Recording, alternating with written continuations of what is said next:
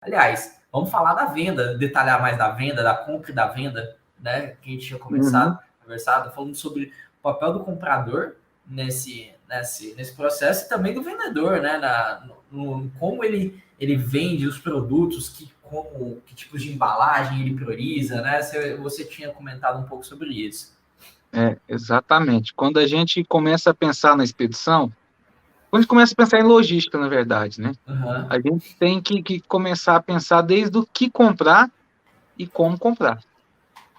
Como assim, Fabrício? Às vezes eu vou ter um produto que o giro dele não vai ser tão alto, a gente já sabe que o giro dele não vai ser tão alto, mas Uhum. que por uma questão de incentivo comercial na hora de eu comprar, eu vou e compro o produto que eu vou ficar lá com ele 180 dias lá no meu depósito, lá parado, para me conseguir desovar esses produtos.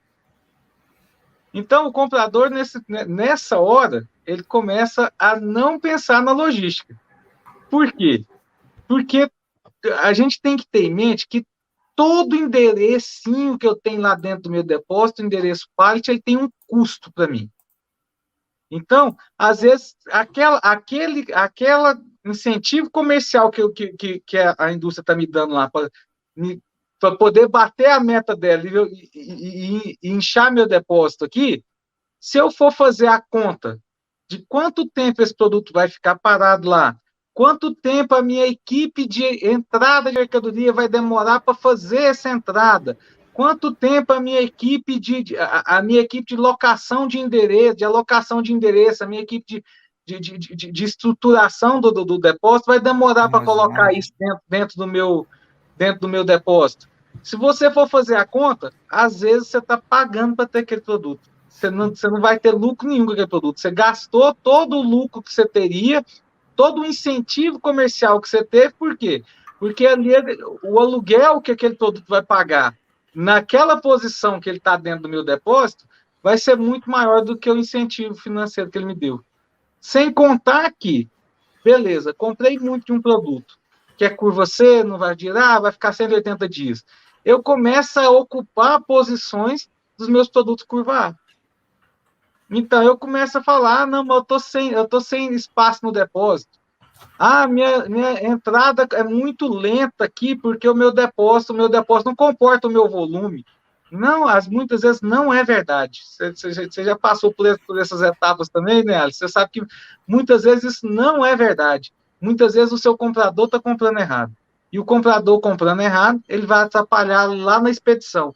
Porque a grande maioria dos clientes, Arthur, a mesma doca de entrada, onde eu faço o recebimento de mercadoria, é a Uhum. doca de expedição também.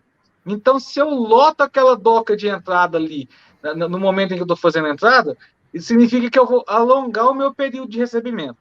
Alongando meu período de recebimento, o que é que acontece? Consequentemente, eu vou atrasar o meu processo de expedição. Então, Uhum. quando a gente começa a pensar na compra e na entrada, um dos grandes fatores também, além de comprar errado, é o tempo de recebimento. O tempo de recebimento ali, se eu alongo o meu tempo de recebimento, eu vou, quando eu tenho a característica de ter a mesma doca de recebimento, sendo a doca de expedição, eu vou atrasar meu processo de expedição. Atrasar o processo de expedição implica em quê? Custo. Por quê? Porque eu vou ter que pagar hora extra para os caras. Ou então eu não vou conseguir expedir o que eu precisava expedir naquele dia. Então, olha só para você ver. Comprar afeta lá na outra ponta, que é expedir. Assim, e o espaço é limitado, né, Fabrício?